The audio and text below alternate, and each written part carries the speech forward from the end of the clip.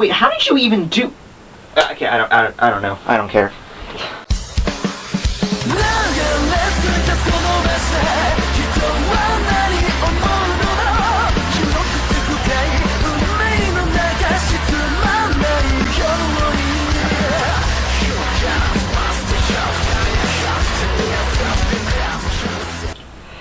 Hey everybody, Tekking here, and in the 80-something Bleach reviews that I have been doing over the past 2 years, this is the first time I've ever lost my tie.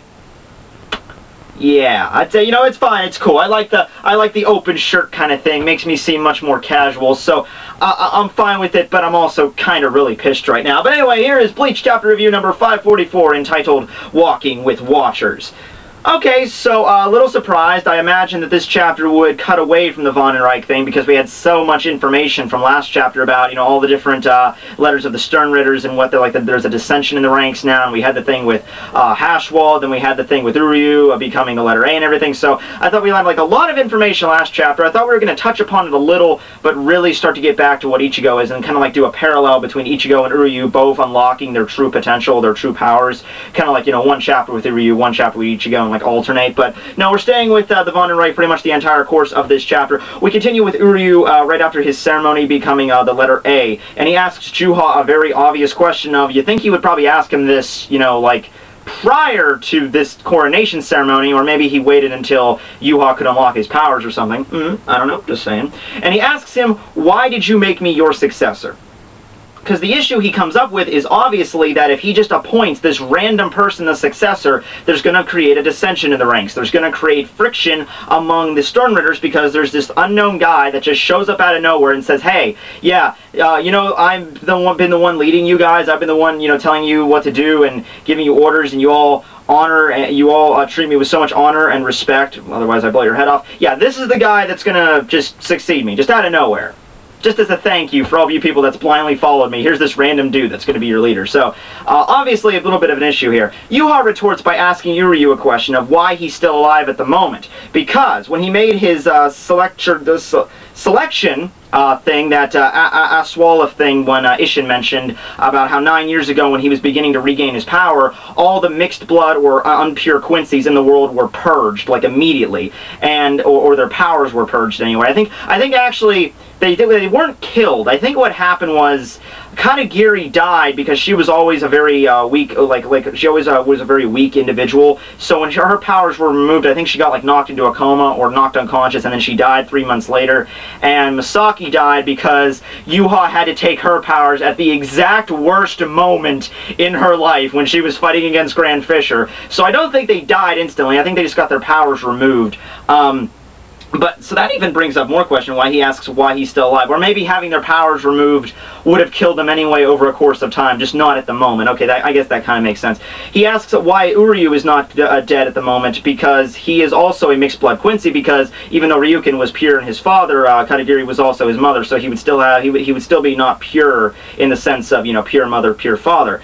And the reason he left him the sole Quincy that survived is why he also introduced him as the last survivor. So I had a lot of speculation with that, like why he referred to himself as the last survivor in this world when all the other Sternritters were in the room, and you're just like, well, you know, what the hell? I question, like, maybe the Sternritters aren't in fact pure Quincy's. But no, he actually did in fact mean just the lone Quincy survivor in the human world, so that might allude to the fact that maybe, I'm not completely taking the idea that the Sternritters are like just puppets or some, you know, extension of Yuha's power. I'm not taking that off the table. I'm just saying that he was referring to Uryu as the lone Quincy survivor amongst the Aswalath, or amongst the selection that he made. Out of all the Quincy's he killed, he was the one person he spared for the reason because he can surpass Yuha's power. We'll find out later in this chapter that might not exactly be the case, but he certainly Uryu's potential has been noted throughout this arc, with Kurji mentioning like, my arrows are stronger than Uryu's, Ishida's. That's impossible. That can't happen. And you know, the fact that he made him his successor to begin with was because Yuha thinks he can surpass his power, and he said to the upcoming Sternritters, like the upcoming battle to the Sternritters, that they will all know about Uryu's true abilities. So potential is certainly there, and I can understand.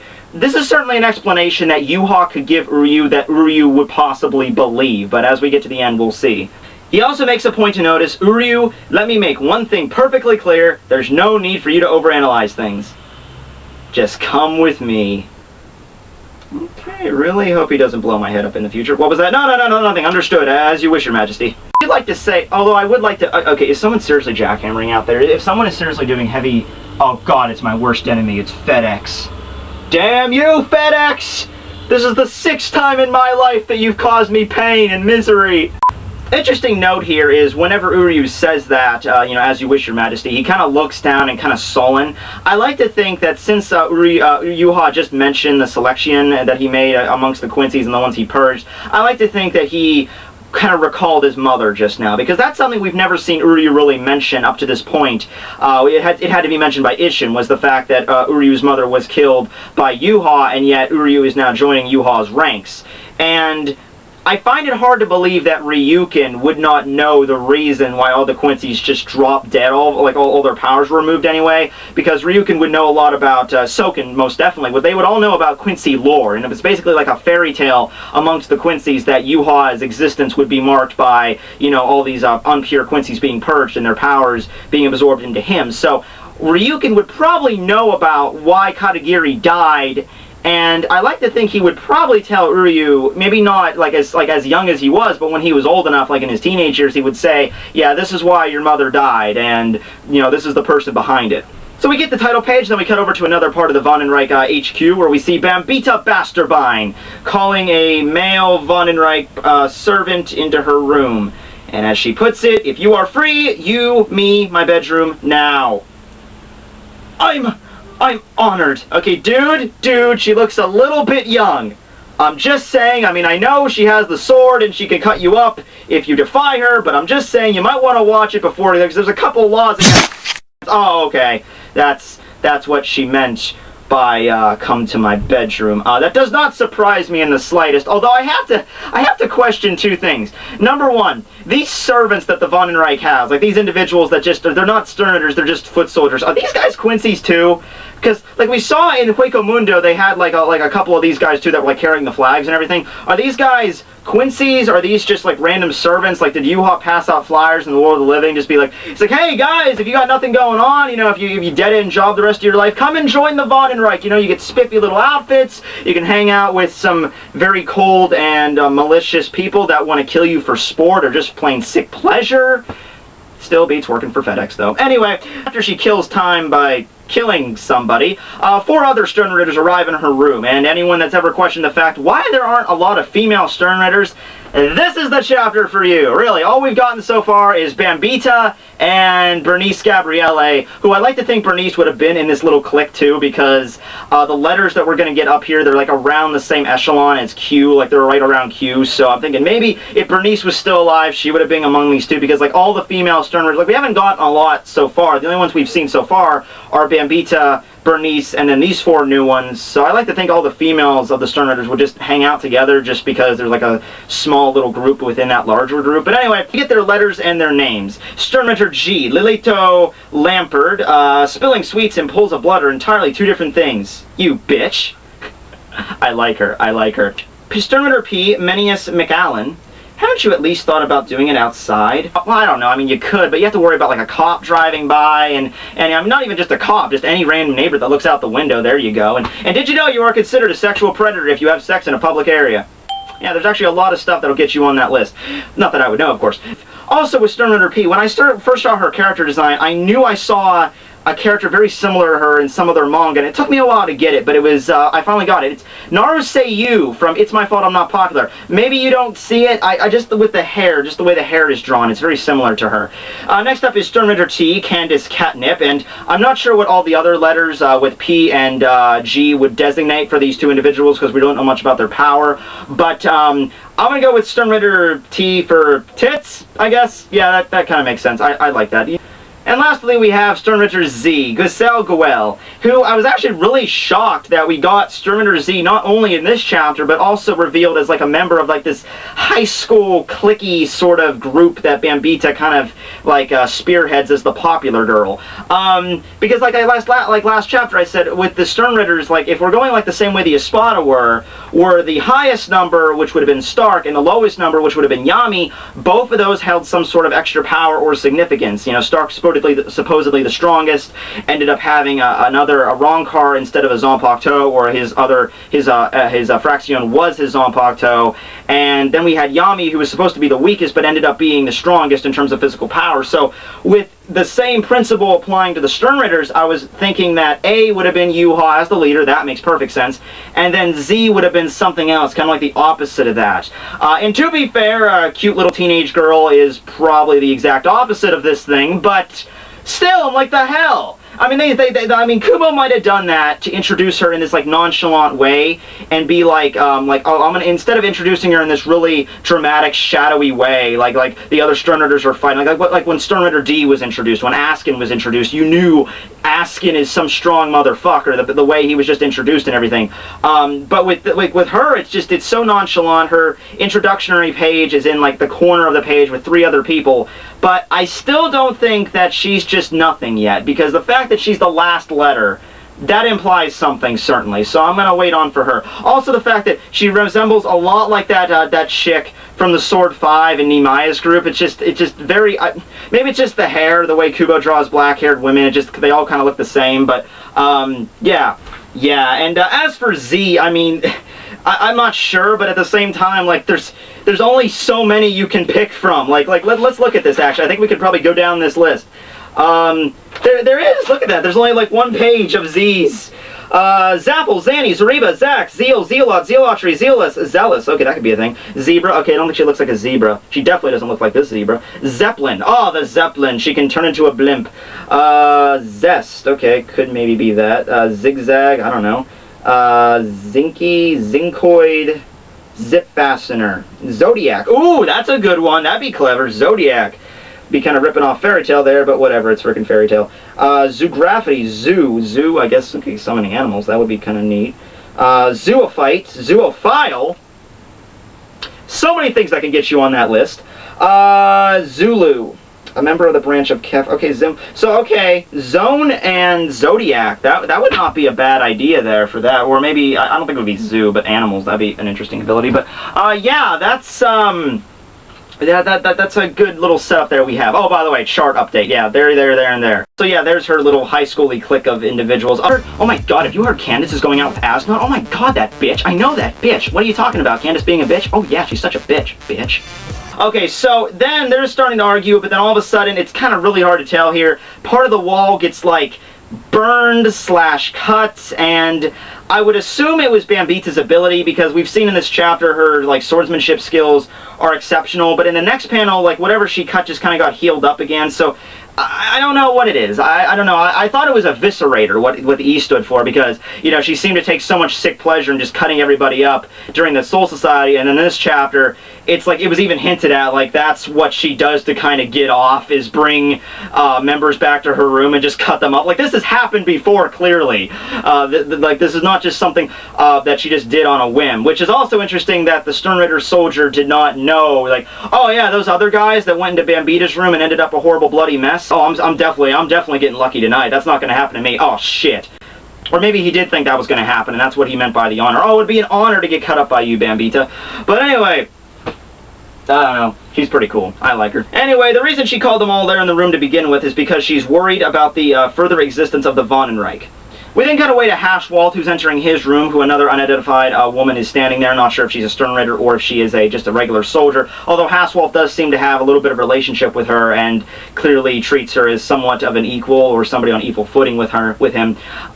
And it's not really, like this little conversation here is like kind of the rehash of what we had last chapter, where it's just like, she disagrees with Yuha's decision, she thinks Haswell to go confront Yuha about it, and Haswell basically responds with the same thing he did last chapter, like, I can't really argue with Magi's decision, it's his decision, and also the reason, he had a very important reason for doing it like that, because that created a friction amongst the ranks of the Sternritters, and the reason that Yuha did that most likely is because he wanted to kind of have all the Sternritters kind of second-guess their abilities, because once again, you have 26 people capable of succeeding Yuha, and then all of a sudden this other guy shows up, all the other 26 are going to be looking at, well, the ones that aren't dead yet, are going to be looking at each other and be like, oh, what's wrong with me? Is this something with my powers? Is it the way I style my hair? Is that the reason the Majesty doesn't like me, because I have my hair? Oh my god, why? No! So it makes it like questioning each other's abilities, but also, more than anything else, it makes everybody put their eyes on Uryu,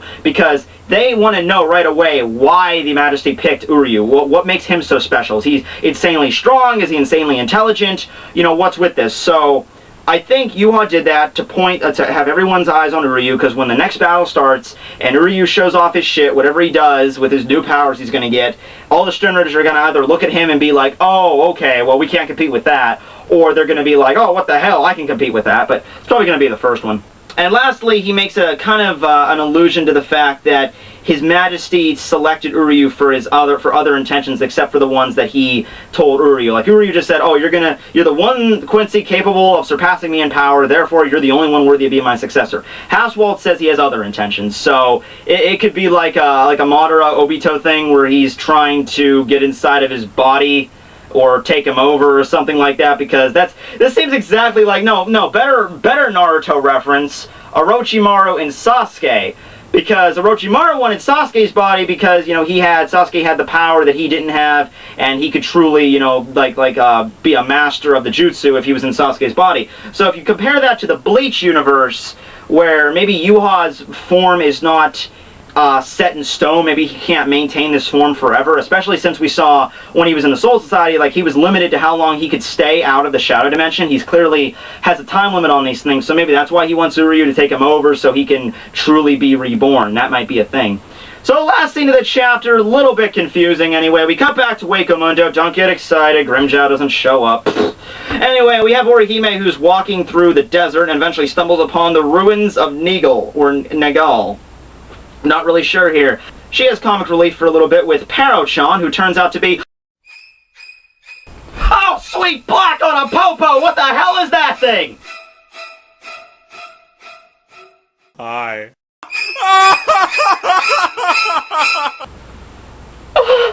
It can stare into my soul. So apparently, though... apparently...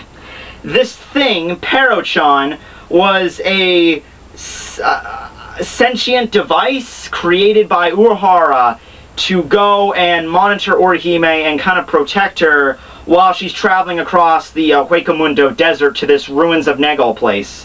And I mean, it talks, but I don't know if it has its own mind or if it's just Urahara speaking through it. The way it talks, I think it has its own mind.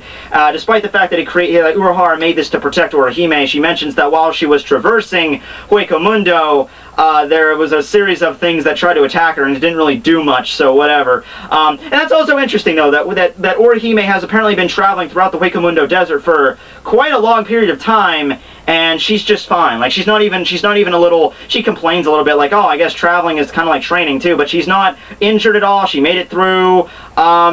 So, yeah, she clearly has some power right there, at least a little bit of a bonus. Or other, I'm just trying to make it so Orihime is not a completely useless character. I mean, most of the Hollows are probably exterminated at this point by the Wandenreich, but hey, at least she made it. Because this is a location we've never even seen before.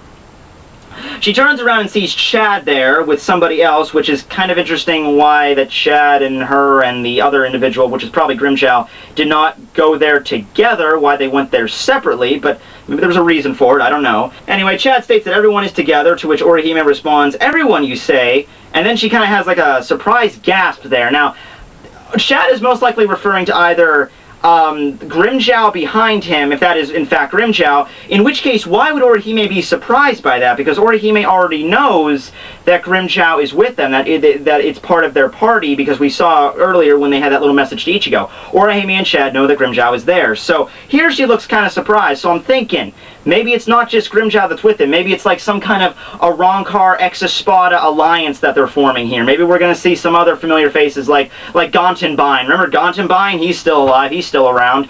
Maybe somebody else that we don't know. Ashido. Ashido was never in the manga, but Kubo always wanted to put him in the manga. And, you know, you might be saying like, oh, well, Kubo's not going to put Ashido in because not a lot of people would recognize him. Dude, okay, look.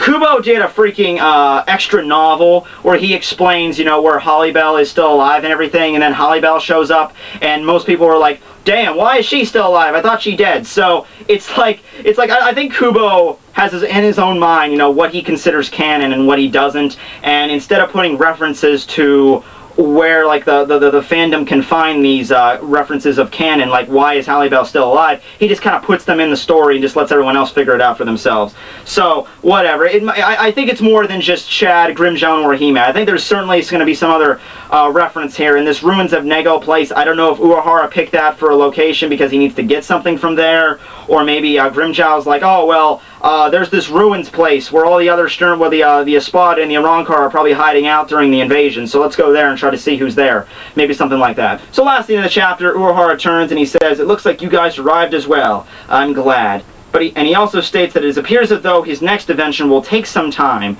He looks down and sees that he's making a pie. Okay, pie. Alright, that's an interesting way to fight the Stern Raiders, although I can see that possibly happening there. So yeah, okay, clearly it's not a pie. I know, just the first thing I saw when I saw it, it looked like a Quincy cross burned into a pie. Now what I think it is I think because Urahara has been studying Kurhei's medallion, which he has in his possession, he's trying to create an opposite of medallion. Perfect example why it still has the Quincy cross, but it also is white instead of predominantly black. So I'm thinking that's what maybe Urahara is trying to figure out, because clearly that is the main pressing issue right now. It's not so much Blute Vein and Blute Artery, because they kind of figured out a way to combat that. They figured out a way to get past that, you know, because there's an obvious weakness there. You can't attack while you're defending and vice versa. Defending against the Let Steal is going to be kind of difficult, and I don't see him trying to figure out a way to do that. Although, that medallion could also be a way to steal the Let Steal, because let's say you have a medallion which is designed to steal the Bankai, which is basically like the Shinigami equivalent to Let Steal. He might be able to reverse engineer that to combat the Let Steal, or it's a way to unsteal the Bankai. One of those two options are certainly the abilities that he knows about so far, and the ones he would obviously be working on. He's not twiddling his thumbs in Huecamundo this entire time. I'm sure he's working on something. Also, I'm just glad that Urahara is, you know, in the field right now, and he's actually doing something, and just like very vague. Is he just like hanging out at his shop or something? No, that's what Yoruichi's doing right now. But that's the end of the chapter.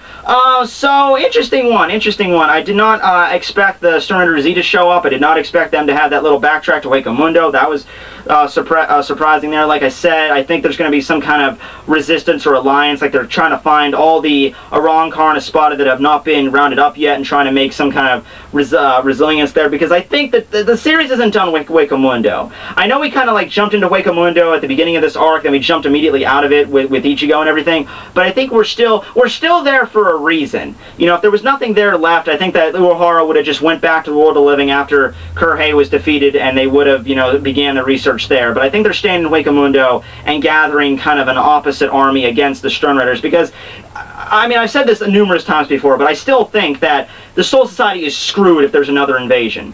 Because, I mean, all they really have going for them now, as opposed to the last invasion, is the Zero Squad now. And that's even saying that the Zero Squad will arrive to fight them, to help them fight the Stern Riders, which we never got a definite answer on that. We never had the Zero Squad say, the next time there's an invasion, we will show up and save your ass. It was always just like, hey, how you doing? Okay, we're going to take Ichigo, Renji, Byakuya, going to go back up to Soul Palace. Okay, see you guys, check me later. You know, they never really said anything specific about that.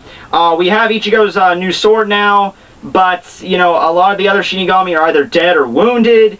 Some of the Bankais are missing with everything, so I think unless they get some other major force here, unless, like, Urahara comes into the Soul Society with his army of Arrancar and Ex-Espada, you know, there's gonna be a thing here. Also, something interesting I have to mention here.